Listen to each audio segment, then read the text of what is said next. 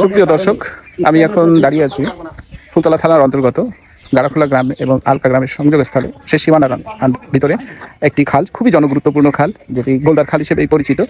এই খালের এক পাশে বাংলাদেশ আর্মি নিয়ন্ত্রিত বেসরকারি cadet academy, military collegiate school and খুলনার সীমানা। সেই সীমানা ঘেঁষে যে খালটি দেখা যাচ্ছে, যারা স্বেচ্ছাশ্রমের ভিত্তিতে কাজ করছেন খালটি সংস্কারের জন্য, আমি এই খালটির সম্পর্কে আপনাদের কিছু বিষয় তুলে ধরছি। এই যে খালটি আপনারা দেখতে পাচ্ছেন, যে এই খালে পলিতে ভর্তি হয়ে গেছে। এই খাল দিয়ে উপর থেকে বিশেষ করে আলকা বা গাড়াখোলা গ্রামের যে জলাবদ্ধতা নিরসনের একমাত্র উপায় হচ্ছে এই খাল। এই খাল দিয়ে উপর থেকে যত পানি বর্ষাকালের সময় সমস্ত পানি এই খাল দিয়ে এসে বিলের ভিতরে প্রবাহিত হয়। এই খালটি এখন মৃত প্রায় এবং পলিতে ভর্তি, যে কারণে উপরে যে জনসাধারণ আছে তাদের ওখানে জলাবদ্ধতা সৃষ্টি হয়। এই কারণে এই খালটি সংস্কার অত্যন্ত গুরুত্বপূর্ণ। এছাড়া বিশেষ করে এর বিলের ভিতরে, বিল ডাকাতের ভিতরে আছে বসুরাবাদ গ্রাম, মুজারহুটা। এই খাল দিয়ে সবাই যাতায়াত করতো এবং এই খাল দিয়ে যত মাছ এবং এই বিলের যে ধান, শস্য, এই সমস্ত পরিবহনের জন্যে যে পথ, সেই পথ ছিল এই খাল। এই খালের পাশে বড় কোনো রাস্তাও নেই যে সেখানে ভ্যান ব্যবহার করা যায়। একমাত্র বাহন হতে পারে নৌকা। সেই নৌকা আজ এই খালে আসতে পারে না, যে কারণে এই পাশের যে কৃষকেরা তারা অত্যন্ত কষ্টে আছে। তাদের উৎপাদিত ফসল ঘরে তোলার ক্ষেত্রে সবাই অত্যন্ত দুর্ভোগের মধ্যে আছে। তারা সবাই আশা করে এই খালটি যদি সংস্কার হতো তাহলে তাদের কষ্টটা অনেকখানি লাঘব হতো।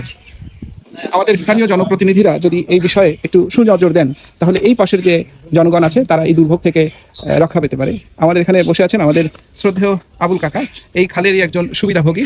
ওনার সঙ্গে আমি এই খালের সংস্কার বা এই খালের যে সমস্যা, যে প্রতিবন্ধকতা সৃষ্টি হয়েছে, সেই সম্পর্কে ওনার বক্তব্য শুনতে চাই। আসলে ওনার কি ধরনের সমস্যা বোধ করেন, কি সমস্যা হয় এই খালটি অবহেলিত হয়, এই ধরনের এই খালটি মৃত্যুর একমাত্র কারণ আলকা গাড়াখোলার বিভিন্ন এলাকার পানি এই খাল দিয়ে প্রবাহিত হওয়ার কারণে বিভিন্ন সময় বিভিন্ন রকম পলি পড়ে এটা ভরাট হয়ে যায়। চাষিদের নৌকোয় করে তাদের উৎপাদিত ফসল এবং মাছ এটা বিকেন্দ্রীকরণ করতে পারে না। শুধুমাত্র এই ভাটা পড়ার জন্য, উঁচু হওয়ার জন্য এখানে পানি থাকে না। তাই চাষিদের 3 কিলোমিটার 4 কিলোমিটার পায়ে হেঁটে খুব কষ্ট করে হাতে বয়ে, কাঁধে বয়ে বা মাথায় করে এনে ফসল তাদের উপরে উঠতে হয় এবং বাজারে সরবরাহ করতে হয়। এই যে কি দুর্ভোগের ভিতরে এত এলাকার চাষিরা আছে, তা যদি সরজমিনে এসে কোনো প্রশাসনিক লোক বা দেশের উন্নয়নের লোক যদি না দেখে, তাহলে অনুভব বুঝতে পারবে না।